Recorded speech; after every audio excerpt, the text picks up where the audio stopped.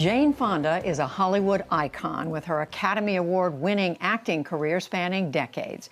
She's also famous for her political activism. She describes her passion and protests advocating for climate change in her new book, What Can I Do? From My Path from Climate Despair to Action. Jane Fonda, thank you so much for talking with us. It's good to see you again. When we sat down together at the end of last year, you were sitting in at the Capitol. You'd been arrested 4 times. You said you had to put everything on the line, and you're still at it. We're still facing a dire situation. The scientists tell us we have until 2030 to cut our fossil fuel emissions in half. And it's going to take an unprecedented effort by unprecedented numbers of people prepared to commit civil disobedience. And that's why I did Fired Real Fridays. It's why I'm still doing them, and it's why I wrote this book. This answers a lot of questions and tells people what they can do. I'm really proud of this book. What's the main thing you want to get across? It's your story of these protests and your engagement. What do you want people to take away? I want them to understand, A, that it's a dire situation that we're facing, and we have little time left to really do what's needed, what the science tells us we have to do. The reason we have so little time is because the fossil fuel industry lied to us 40 plus years ago. They knew what they were doing. Their scientists told them that they were causing global warming and that it was going to be catastrophic for the world. And they did it anyway and lied to us and tried to make us doubt the science. And as a result, the window has shrunk in which we can do something. So the book shows us what we can do from both individual actions, but most importantly, group actions, getting together with a movement with large numbers of people and acting in concert to force the government to do what's needed. First of all, we have to vote. All the way through this book, it talks about the importance of voting, but then not to have it end with the vote. Then we have to roll up our sleeves and force the government to do what's needed. It's very, very practical. Of course, since you started all this, some pretty big things have happened. First and foremost, the pandemic. How has that affected your ability to get your message across? We were worried, of course, with the terrible things that has happened to people in the United States and in the world because of the COVID pandemic. We took our Fired Real Fridays virtual. I mean, I may be 82, but boy, do I know how to do a Zoom meeting. Every Friday we do Zoom. Judy, last Friday we had 750,000 people following us across all platforms. I mean, that's kind of amazing. And tens of thousands of people are signing up to volunteer, writing letters, making calls to elected officials, getting people to vote, especially virtually going into the Latino communities, making sure people vote and that they understand the importance of the climate.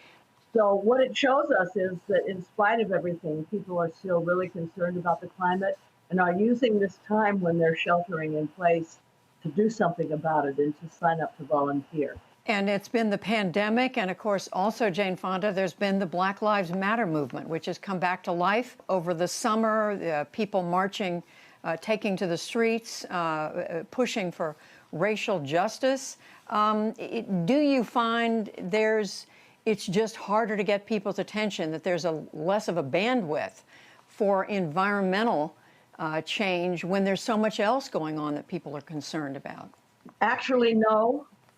I don't know if people are familiar with the Yale Project on Climate and Communications. It does amazing research, and one of the things that it has shown us is that apparently Black people care more about the climate than white people do.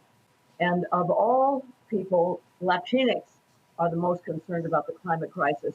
The climate crisis, it very much shows how much racism there is. The fossil fuel industry has for decades put their drilling and their fracking and their incinerating and their refineries in communities of color and low income and indigenous communities under the assumption that these people lack power and won't be able to do anything about it. So people of color have really been impacted by the fossil fuel industry. You've talked about the importance of voting. I look back at our interview last November, and you said no matter who we elect, no matter how progressive they are, it won't work unless we're going to hold their feet to the fire. Does it make that much difference who's elected in November. President Trump, after all, is saying this week he's the best environmental president since Teddy Roosevelt. Yeah, well, wouldn't we all rather push a centrist than have to fight a fascist? Trump has been terrible for the environment, rolling back all the environmental regulations, including clean air and clean water at a time like this. The last thing to do. He's drill, drill, drill. You know, he's in the pocket of the fossil fuel companies. He's the opposite of an environmentalist. Joe Biden can be persuaded and pressured. He's already moved very far in the last year. So we have to get him elected and then hold his feet to the fire, as I said a year ago. And you acknowledge that Joe Biden has not embraced the Green New Deal, which is something you advocate. So you're saying you think he can be persuaded? I do. I think so. If there's enough of us out there doing the persuading, again, the Yale Project on Climate and Communication says we only need 3.5% of people to win new policies. That's 11.5 million people in the United States. We can rouse 11.5 million people to pressure the Biden administration to do what's right. I think we can win. There are already, according to that project at Yale, 13 million people who say they're ready to engage in civil disobedience, but nobody's asked them. I mean, there's a great unasked out there, and it's our job to ask them and then organize and mobilize them to do what's necessary. One last thing, and this has to do with the other part of your life, and that is acting. You're about to shoot the final season of Grace and Frankie. There was we heard this week from the Academy of Motion Picture Arts and Sciences that they have a new standard they're going to impose in coming years, requiring more diversity and inclusion, both on camera and off. This is for shooting movies.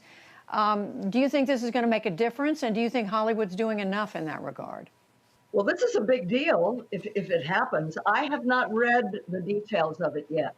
I mean, obviously, the devil's in the details. For example, if you're making a movie, if you're making Mad Men, well, they just were not a lot of people of color in those offices back in those days. So you have to be honest to the period that you're filming. But I like the idea that you put, rules in place that require companies to hire more diverse, with more diversity in mind. I think that's really good. But I don't know the details yet. This just happened and I haven't read yet. Jane Fonda, again, the book is What Can I Do? My Path from Climate Despair to Action. It's so good to have you with us. Thank you very much. It's good to see you again, Judy. Thanks.